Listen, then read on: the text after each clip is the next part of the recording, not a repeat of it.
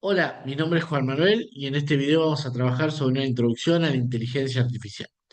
Vamos a conceptualizar la inteligencia artificial, vamos a recorrer los grandes hitos en la evolución de la inteligencia artificial, vamos a conocer las ramas que conforman esta área de conocimiento y vamos a cerrar con algunas reflexiones finales.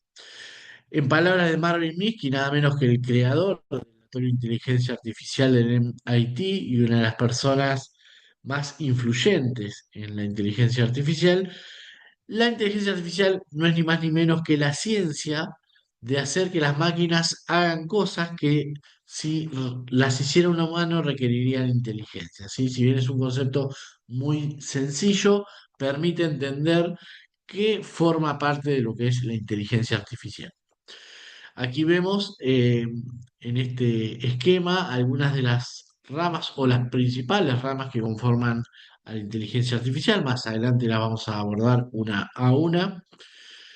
Recorramos juntos los hitos históricos en la evolución de la inteligencia artificial. El primer hito, sin dudas, fue la publicación por parte de Pitts y McCulloch de lo que sería el modelo o el primer modelo matemático de una red neuronal o una neurona artificial, ¿sí? En el año 1943, ya hace más de 80 años. El gráfico que ven abajo del texto es ni más ni menos que el esquema que plantean ellos para la neurona artificial en uno de los anexos del paper. Luego, en el año 1950, ¿sí? eh, aparece esta conceptualización de Alan Turing, sin duda para mí, el padre de la ciencia de la computación, por las contribuciones en el área y sobre todo por la capacidad de visualizar lo que iba a pasar o de alguna manera marcar el horizonte hacia donde tenían que avanzar las ciencias de la computación, plantea lo que se denomina el juego de imitación o el test de Turing, en el cual él define inteligencia para una máquina. De hecho, él en la primera frase del paper, un paper muy, muy interesante de leer, muy lindo, bastante extenso también, plantea una pregunta que es, ¿pueden las máquinas pensar?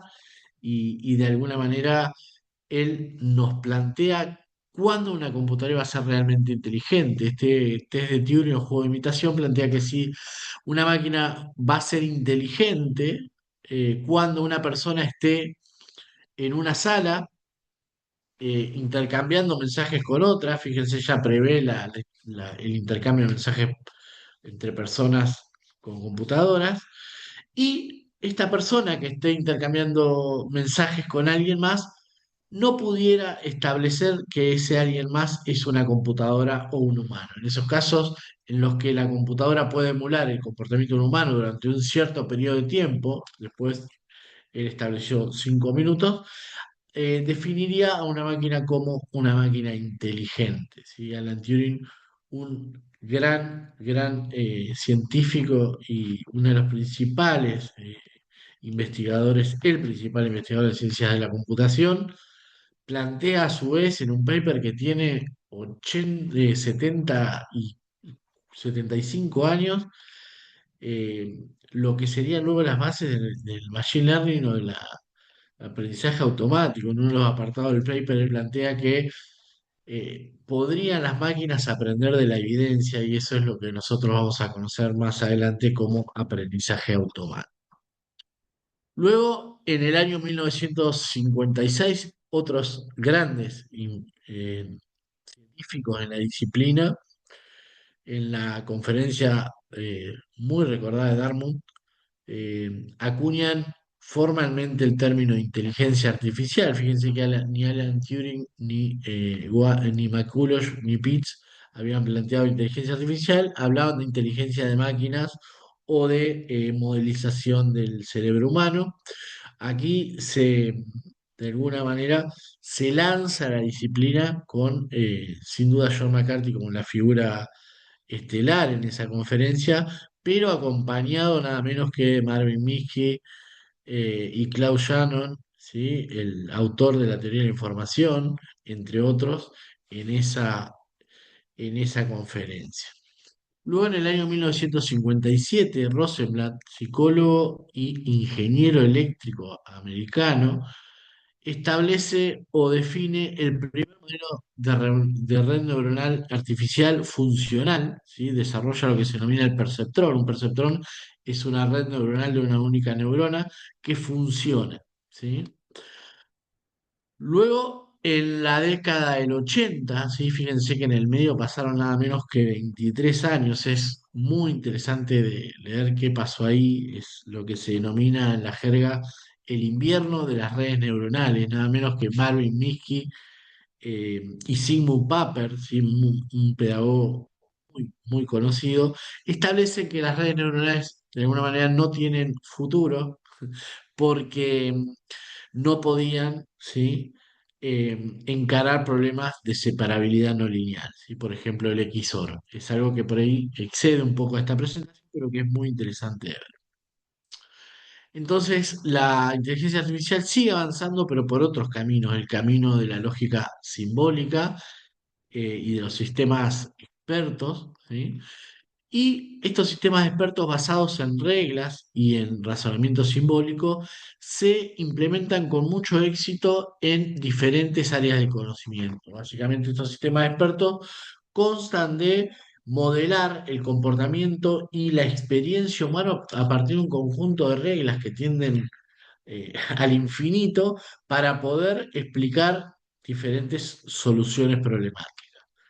Estos sistemas van a ser tan buenos o tan malos como la cantidad y la calidad de reglas que se establezcan para dar las respuestas y están sometidas justamente a ese proceso de definición de reglas.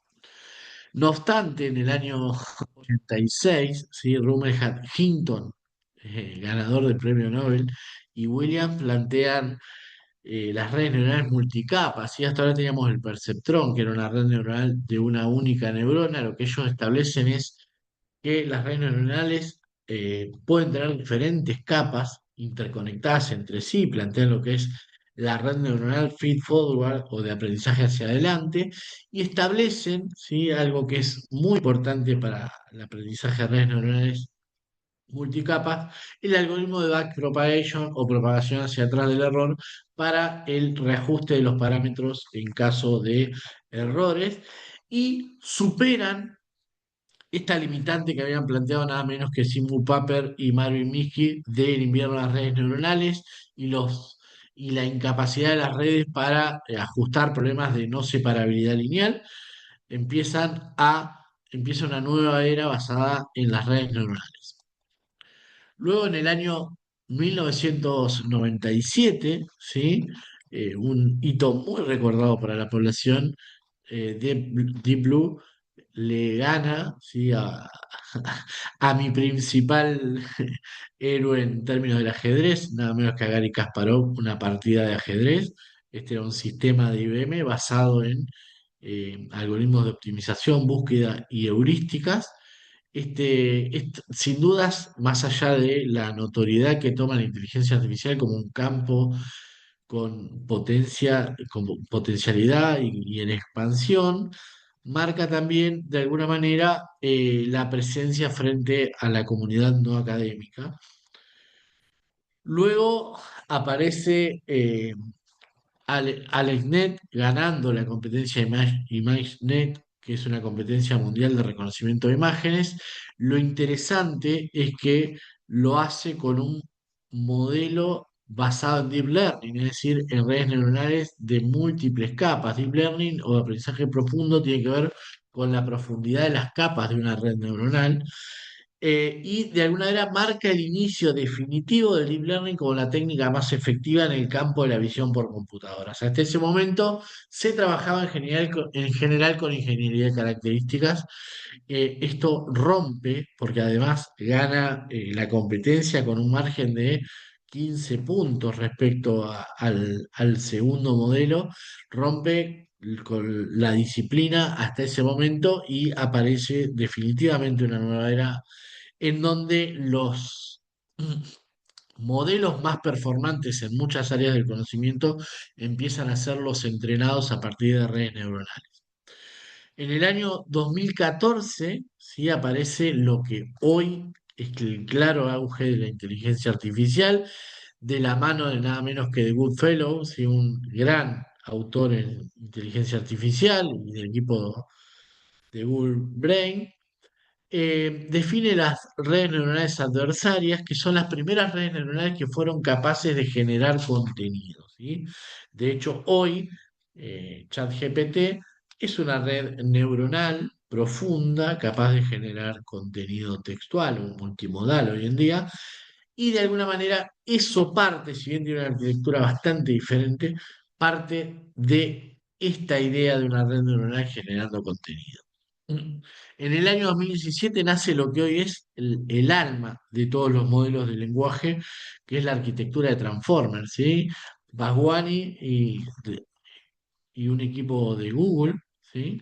Presentan lo que es el Transformer, que es una arquitectura de red neuronal conformada por un encoder y un decoder, que es capaz de representar el texto con muchas matices y superar problemas muy complejos del entendimiento del lenguaje, como por ejemplo la polisemia. En 2022 nace de alguna manera la inteligencia artificial masiva, ¿sí? OpenAI larga ChatGPT, ¿sí? Antes había largado GPT-3. ChatGPT es una interfaz para interactuar con un modelo de lenguaje. Esto es una red neuronal de aprendizaje profundo basado en la arquitectura de Transformers y se convierte en la primera inteligencia artificial ampliamente adoptada por el público en general. A partir de este hito aparecen grandes laboratorios y hoy la nueva carrera espacial se juega en la cancha de la inteligencia artificial, con nuevos modelos de lenguaje. ¿Sí? Un hito muy importante para la comunidad científica fue el lanzamiento por parte de Meta del AMA 3 de manera abierta, open source, lo cual permite a la comunidad académica, sin tanta infraestructura tecnológica, poder reentrenar modelos de última generación. Bien, ahora que conocemos más o menos los principales hitos de la inteligencia artificial en una línea de tiempo que no deja de ser arbitraria, queremos presentarles las diferentes ramas de la inteligencia artificial, ¿sí? Cuando uno ve la inteligencia artificial, esta inteligencia artificial que es capaz de hacer que las máquinas realicen tareas para las cuales un humano necesitaría inteligencia, tienen que ver con el aprendizaje automático, machine learning, ¿sí? Que permite a las computadoras aprender a partir de los datos y no de tareas para las cuales fueron explícitamente entrenadas. Vamos a trabajar sobre este concepto. El procesamiento del lenguaje natural, los modelos de lenguaje se ubican en esta área o subárea del conocimiento. Básicamente, esta área se ocupa de la comprensión y generación del lenguaje humano por parte de máquinas. Inicialmente, el procesamiento del lenguaje natural se refería solo al texto. El concepto más moderno de NLP tiene que ver también con audio y video, que forman parte de canales de comunicación de los humanos.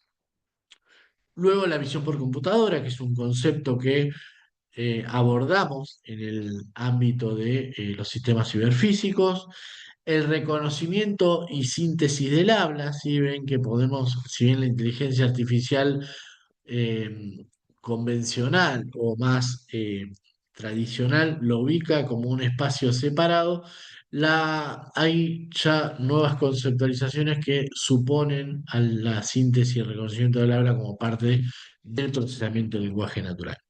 Luego, otra área del conocimiento son los sistemas expertos, estos de los cuales hablamos, basados en reglas y en razonamientos simbólicos, ¿sí?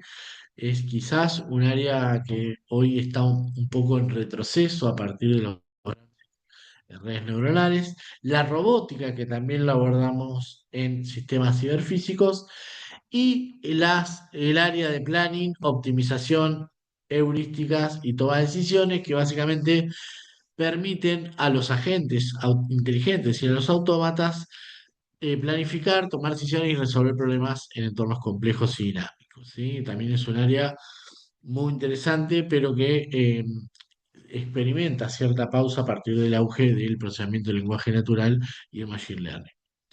Bien, algunas reflexiones finales tienen que ver con que eh, al margen de las capacidades de las redes neuronales y los avances en términos de esta arquitectura, ¿sí? De técnica que permite el entrenamiento de modelos que simulan la inteligencia humana, hay una cuestión fundamental que permitió la proliferación o el crecimiento de la inteligencia artificial, que tiene que ver con un proceso más social de orden mundial que Laura Ewald, ¿sí? Plantea como datificación. Este proceso de datificación tiene que ver con una práctica que adoptamos los seres humanos de cuantificar o convertir en datos persistidos por una computadora aspectos del mundo que antes nunca habíamos cuantificado o persistido. Es decir, tenemos las redes sociales a partir de las cuales comunicamos lo que pensamos o lo que hacemos, publicamos los libros que leemos, tenemos en plataformas las películas que disfrutamos, compartimos con sitios, las comidas que comemos, con nuestros relojes inteligentes, nuestra actividad física, practicamos las compras en e-commerce que persisten nuestras preferencias, ¿sí? Y a partir de los GPS y en países más desarrollados, eh, la, el tema de los autos autónomos o el manejo autónomo, ¿sí? Podemos incluso traquear cuáles son los sitios que frecuentamos y con qué preferencias llegamos a ellos. Esta situación de tener datos computarizados, ¿sí? Persistidos de manera digital, generan un contexto propicio, ¿sí? Para el desarrollo de modelos computacionales como los de inteligencia artificial, cuyo entrenamiento se basa casi exclusivamente en la experiencia previa o en los datos con los cuales podamos entrenar a estos modelos.